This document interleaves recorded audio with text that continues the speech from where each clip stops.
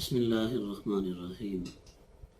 ناظرین، ماہ رمضان المبارک کے دوسرے عشرے کا آغاز ہو چکا ہے۔ آج 11واں روزہ ہے۔ دوسرے عشرے میں آپ نے کثرت سے استغفار پڑھنی ہے۔ استغفر اللہ ربی من کل ذنب واتوب الیہ، اس لیے کہ حضور نبی کریم رؤوف الرحیم صلی اللہ تعالیٰ علیہ وبارک وسلم کا ارشاد مبارک ہے کہ اس ماہ مبارک کا پہلا عشرہ رحمت کا عشرہ ہے، دوسرا عشرہ مغفرت کا عشرہ ہے، اور تیسرا عشرہ جہنم سے آزادی کا عشرہ ہے۔ ناظرین، اللہ تبارک و تعالیٰ کے فضل و احسان سے ہم اس ماہ مبارک کے دوسرے عشرے میں داخل ہو چکے ہیں، تو اس لیے کثرت سے استغفار کیجیے۔ اللہ کریم اس ماہ مبارک کو ہم سب کے لیے مغفرت اور بخشش کا ذریعہ بنائے، اور اس ماہ مبارک میں اللہ رب العزت ہم سب کے والدین کی کامل اور بے حساب مغفرت فرمائے۔ ناظرین، 11ویں روزے کی مناسبت سے آج قرآن کریم کے 11ویں پارے کے مضامین اور احکام کے ساتھ آپ کی خدمت میں حاضر ہوں۔ دعا ہے کہ اللہ تبارک و تعالی ہم سب کے لیے قرآن کو سمجھنا آسان فرما دے۔ ناظرین، 11ویں پارے میں 3 صورتیں ہیں۔ سب سے پہلے سورۃ التوبہ کی 94 سے لے کر 129 تک آیات ہیں۔ اس کے بعد سورہ یونس مکمل اس پارے میں آتی ہے، اور تیسرے نمبر پہ سورہ ہود کی ابتدائی 5 آیات 11ویں پارے میں آتی ہیں۔ اس پارے کا آغاز اللہ رب العزت نے حضور نبی کریم صلی اللہ تعالیٰ علیہ وسلم کو غیب کی خبر سے مطلع کر کے فرمایا کہ جب آپ سفر جہاد سے واپس مدینہ طیبہ پہنچیں گے تو بغیر کسی عذر کے جہاد سے پیچھے رہنے والے منافقین جھوٹی قسمیں کھا کر اپنے عذر پیش کریں گے۔ اللہ تعالیٰ نے فرمایا کہ آپ ان سے کہہ دیں کہ بہانے بنانے کی ضرورت نہیں ہے، اللہ تعالیٰ نے ہمیں تمہارے حالات سے مطلع فرما دیا ہے۔ یہ واقعہ غزوہ تبوک سے پیچھے رہنے والوں کا ہے۔ اللہ تعالیٰ نے فرمایا کہ آپ ان سے صرف نظر کریں، یہ ناپاک لوگ ہیں اور ان کا ٹھکانہ جہنم ہے۔ ناظرین، اس سے آگے اسی پارے میں سورۃ التوبہ کی 98 نمبر آیت مبارکہ میں دیہاتی عرب کے 2 طبقوں کا بیان کیا گیا ہے۔ ایک وہ لوگ جو اللہ تعالیٰ کی راہ میں خرچ کرنے کو تاوان سمجھتے ہیں اور مسلمانوں پر برے دن آنے کے منتظر رہتے ہیں۔ دوسرے وہ لوگ ہیں جو اسے اللہ تعالیٰ کی رضا اور نبی کریم صلی اللہ تعالیٰ علیہ وسلم کی نیک دعاؤں کے حصول کا ذریعہ سمجھتے ہیں۔ اس سے آگے اسی پارے کی آیت نمبر 100 میں اللہ تعالیٰ نے ایمان لانے میں پہل کرنے والے مہاجرین و انصار اور نیکی کے ساتھ ان کی اتباع کرنے والوں کو اپنی رضامندی کی قطعی سند عطا فرمائی اور ان کے لیے جنت کی دائمی نعمتوں کی بشارت سنائی ہے۔ اس سے آگے چلتے ہیں، آیت نمبر 107 میں مسجد ضرار کا ذکر ہے۔ منافقین نے ابو عامر راہب کی سازش سے یہ مسجد بنائی تھی اور حضور صلی اللہ علیہ وسلم کو اس مسجد میں نماز پڑھنے کی دعوت دی تاکہ یہ مستند ہو جائے، لیکن اللہ تعالیٰ نے اپنے نبی صلی اللہ علیہ وسلم کو اس میں نماز پڑھنے سے منع فرما دیا اور بتایا کہ اس مسجد کے مقاصد یہ ہیں: مسلمانوں کو ضرر پہنچانا، کفر کرنا، اہل ایمان کے درمیان تفرقہ ڈالنا، اللہ اور اس کے رسول صلی اللہ علیہ وسلم سے جنگ کرنے والوں کے لیے سازشوں کا مرکز بنانا۔ ناظرین، یہ وہ مقاصد تھے مسجد ضرار کے کہ جس میں اللہ نے اپنے حبیب صلی اللہ علیہ وسلم کو تشریف لے جانے سے منع فرما دیا۔ اللہ عز و جل نے نبی کریم صلی اللہ علیہ وسلم کو فرمایا کہ آپ واپسی کے سفر میں مسجد قباء میں قیام فرمائیں، جس کی بنیاد تقوی پر رکھی گئی ہے اور جس میں اللہ کے پسندیدہ بندے نماز پڑھتے ہیں۔ منفی مقاصد کے لیے بنائی ہوئی مسجد اس کے برابر نہیں ہو سکتی۔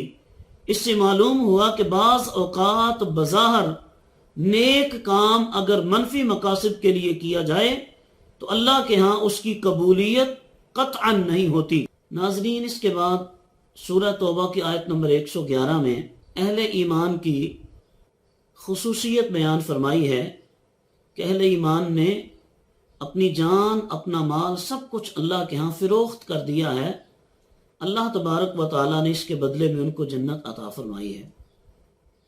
اسی سے ریلیونٹ اگلی آیت 112 میں اللہ رب العزت نے اہل ایمان کی صفات بیان فرمائی ہیں کہ وہ توبہ کرنے والے، عبادت کرنے والے، اللہ کی حمد کرنے والے، روزے رکھنے والے، رکوع و سجود کرنے والے، نیکی کا حکم کرنے والے، برائی سے روکنے والے اور اللہ کی حدود کی حفاظت کرنے والے ہیں۔ اگلی آیات میں اسلام کا یہ اصول بتایا کہ مشرکوں کے لیے دعائے مغفرت نہیں ہو سکتی۔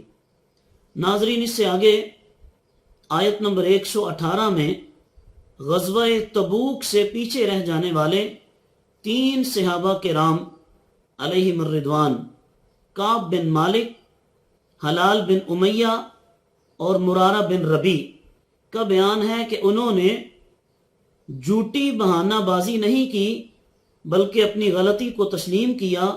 انہیں ایک ابتلا کے دور سے گزرنا پڑا، لیکن پھر اللہ رب العزت نے ان کی توبہ کی قبولیت کے لیے اپنے نبی صلی اللہ علیہ وسلم پر وحی نازل فرمائی، اور یہ ان کا بہت بڑا اعزاز ہے۔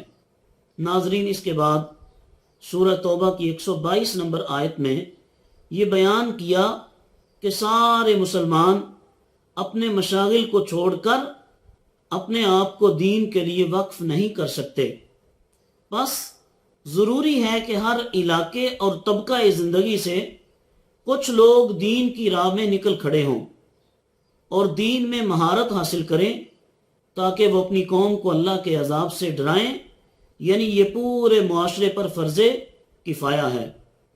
ناظرین، اس کے بعد سورہ یونس مکہ المکرمہ میں نازل ہوئی۔ ترتیب مصحف کے اعتبار سے اس کا نمبر 10واں ہے اور ترتیب نزول کے اعتبار سے سورہ یونس کا نمبر 51 ہے۔ اس صورت میں حضرت یونس علیہ السلام کی قوم کا ذکر ہوا، اس وجہ سے اس کا نام سورہ یونس رکھا گیا۔ اس صورت میں توحید کے اثبات کے دلائل، شرک کے رد، رسالت مصطفیٰ کریم صلی اللہ علیہ وسلم کی حقانیت کے اثبات، قرآن کریم کی حقانیت اور شک کی صورت میں مثل لانے کے چیلنج، حیات بعد الموت اور نفع و ضرر کا مالک اللہ ہونے کا بیان ہے کہ ہر نفع و نقصان کا مالک صرف اللہ ہے۔ ناظرین، اس سورہ مبارکہ کی آیت نمبر 71 سے حضرت نوح علیہ السلام کا واقعہ بیان کیا جا رہا ہے کہ میرا تمہارے درمیان رہنا اور تمہیں اللہ کی آیتوں کے ساتھ نصیحت کرنا کیوں ناگوار ہے، جبکہ میں نے تو اللہ پر توکل کیا اور تم سے دعوت حق کے صلے میں کسی اجر کا طلبگار بھی نہیں ہوں۔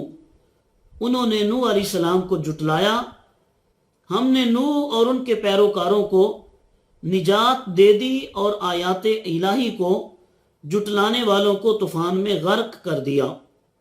اس کے بعد ہم نے موسیٰ و ہارون علیہ السلام کو فرعون اور اس کی قوم کے لیے بھیجا۔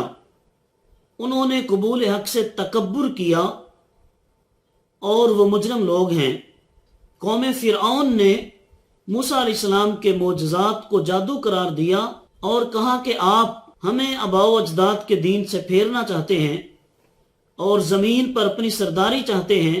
ناظرین کرام، اس سورہ مبارکہ کی آیت نمبر 90 سے بیان کیا ہے کہ ہم نے بنی اسرائیل کو سلامتی کے ساتھ سمندر پار کرا دیا اور فرعون اور اس کا لشکر عداوت اور سرکشی میں ان کے تعاقب میں آئے، یہاں تک کہ جب سمندر میں غرق ہونے لگے، فرعون نے کہا میں اس ہستی پر ایمان لایا جس پر بنی اسرائیل ایمان لائے، اور جس کے سوا کوئی بھی مستحق عبادت نہیں، اور میں مسلمانوں میں سے ہوں۔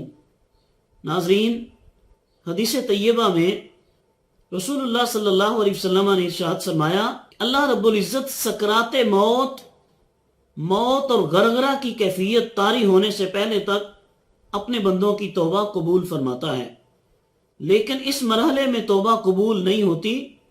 اللہ تعالیٰ نے فرعون کو فرمایا کہ آج ہم تیرے بے جان جسم کو بچا لیں گے تاکہ بعد میں آنے والوں کے لیے نشان عبرت بنے رہو۔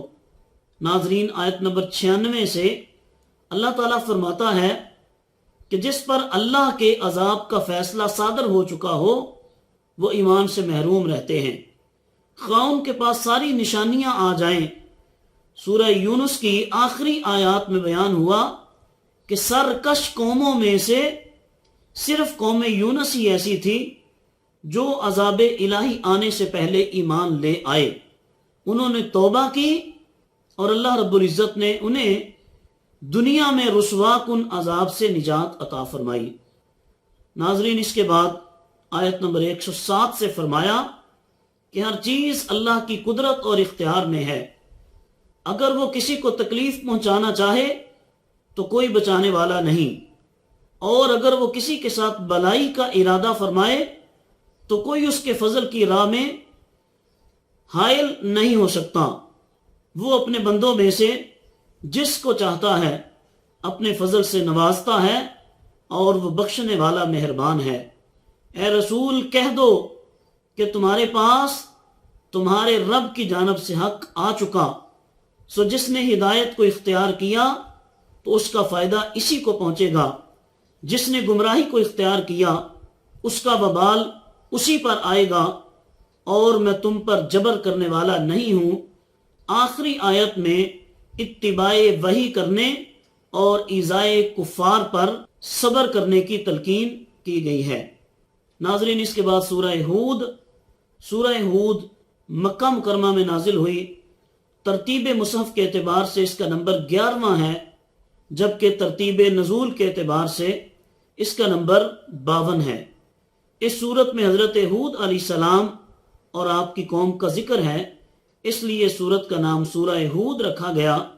اس صورت میں توحید، رسالت، بعثت بعد الموت، جزا و سزا کے متعلق اسلام کے اصول اور عقائد بیان کیے گئے ہیں۔ دعا ہے کہ اللہ رب العزت ہم سب کو عمل کی توفیق عطا فرمائے۔ وآخر دعوانا ان الحمد للہ رب العالمین۔